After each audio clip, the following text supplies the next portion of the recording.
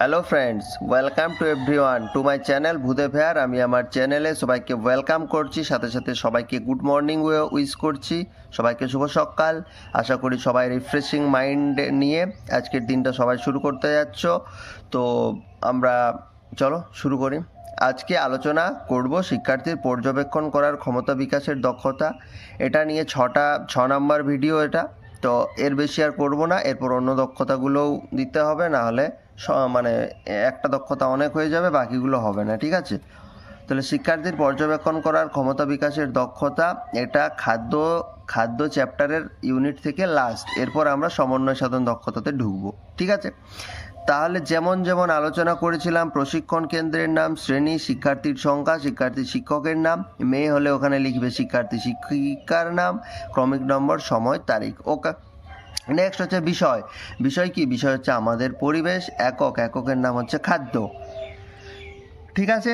এককের নাম হচ্ছে খাদ্য। এরপর উপ-এককগুলো একটু রিড আউট করে নেব।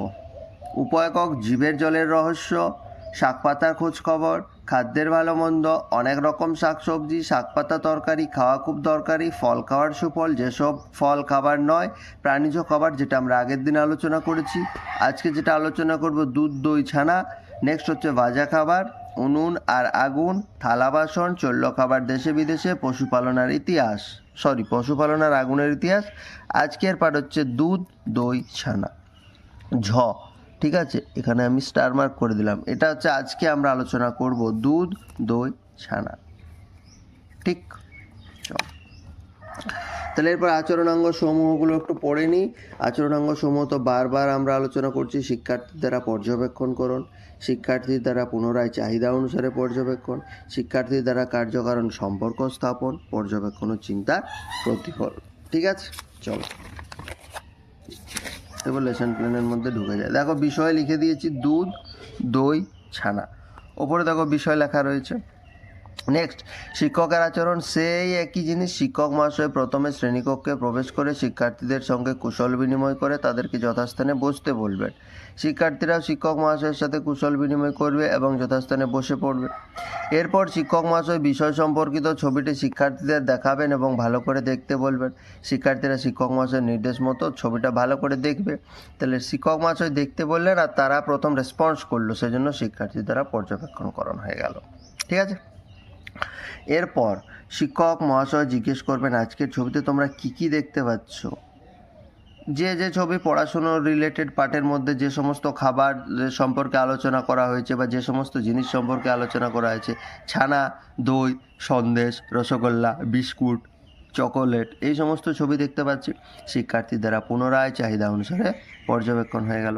নেক্সট, বলো তো তাহলে ছানা এবং আইসক্রিম কিভাবে তৈরি হয়? হঠাৎ করে প্রশ্নটা কেন করলাম না, পড়ার মধ্যে এটা বলা আছে। ম্যাম ভালো করে যখন ছাত্রছাত্রীরা ম্যামের সাথে আলোচনা করছেন, তখন ম্যাম আলোচনা করতে করতে একজন এটা বলেছে, সেজন্য প্রশ্ন করলাম ছানা এবং আইসক্রিম কিভাবে তৈরি হয়। দেখো, দুধকে গরম করে ছানা তৈরি হয় এবং ঠান্ডা করে আইসক্রিম তৈরি করা হয়। তাহলে এটা হয়ে গেল, দেখো, পর্যবেক্ষণ ও চিন্তার প্রতিফলন। কতটা ভেবেছে, তবে তো এটা বুঝতে পেরেছে সে। নেক্সট, তাহলে আমরা আজকের পাঠ থেকে কি কি শিখলাম?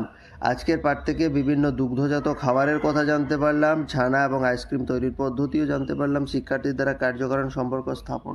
দেখো, কে বলেছে মাইক্রো লেসন প্ল্যান খুব টাফ, আচরণাঙ্গ লিখতে পারি না, বুঝে বুঝে লিখলে কোনো টাফ নাই। আমি আগের দিনই বলছিলাম, প্রত্যেকটা জিনিস একটা নির্দিষ্ট নিয়ম মেনে হয়। সেই নিয়মটা যদি একবার আত্মস্থ করতে পারো, তাহলে যে কোনো চ্যাপ্টার, যে কোনো সাব ইউনিট ধরিয়ে দিলেই তুমি লেসন প্ল্যান অনায়াসে একটা তৈরি করে দিতে পারবে, এবং যেমন তেমন পারবে না, একদম প্রপার স্ট্রাকচার হয়েতে তুমি লিখে দিতে পারবে, ঠিক কি না? তাহলে দেখো, আজকের পাঠ থেকে কি কি শিখলাম। যেটা আজকে আলোচনা করেছে দুগ্ধজাত খাবার, যেহেতু দুধ, দই, এই সমস্ত সম্পর্কে আলোচনা করেছে, তাহলে দুগ্ধজাত খাবারের কথা অবশ্যই জানবো। ছানা এবং আইসক্রিম তৈরির পদ্ধতি, কারণ আগের স্যারের আগের প্রশ্নটাই করেছিলেন কিভাবে তৈরি হয়, যেটা পর্যবেক্ষণ ও চিন্তার প্রতিফলন ছিল, সেটাও তো শিখলাম। সবাই তো জানতো না যে দুধকে গরম করে ছানা আর ঠান্ডা করে আইসক্রিম তৈরি করে, সব ছাত্রছাত্রী তো জানতো না। তাহলে তো এটা তো যে জানতো, বাকি দিয়ে তো সবাই তো শিখলো। তাহলে দুগ্ধজাত খাবারের কথা জানতে পারলাম, ছানা এবং আইসক্রিম তৈরির পদ্ধতি জানতে পারলাম। তাহলে দেখো আমাদের 4খানা হলো। শিক্ষার্থী দ্বারা পর্যবেক্ষণকরণ, এই দুটো ফিক্সড। শিক্ষার্থী দ্বারা পর্যবেক্ষণকরণ, টিচার দেখতে বলবেন, তারা দেখবে, পর্যবেক্ষণকরণ।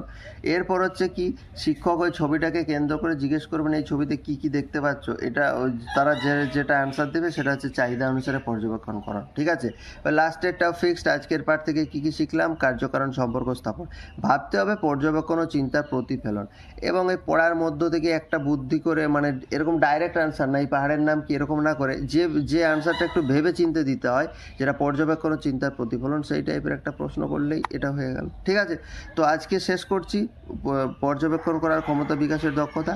এরপর টোটাল খাদ্য চ্যাপ্টার থেকে দেখো, ভালো করে দেখো, এই যে খাদ্য চ্যাপ্টার আছে না এখানে, এই খাদ্য চ্যাপ্টার থেকে টোটাল 6খানা সাব ইউনিট আলোচনা করলাম। যদি আমি বলে দিই, দেখো, জীবের জলের রহস্য আলোচনা করেছি, শাকপাতার খোঁজখবর আলোচনা করেছি, খাদ্যের ভালো মন্দ আলোচনা করেছি, 3টে হলো, ফল খাওয়ার সুফল 4টে হলো, প্রাণীজ খাবার 5টে, দুধ দই ছানা 6টা।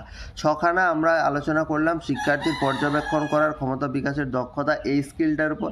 এরপর আমরা 6খানা করব সমন্বয় সাধন, তারপরে 6খানা এরকম করে করে আগে যেরকম করেছি সেরকম করে আলোচনা করব। ঠিক আছে, so thank you, have a good day. শেষ করছি এখানে, সবাই ভালো থেকো, আর ভিডিওগুলো শেয়ার করে দিও এবং চ্যানেলটা সাবস্ক্রাইব করো। Thank you, all the best সবাইকে।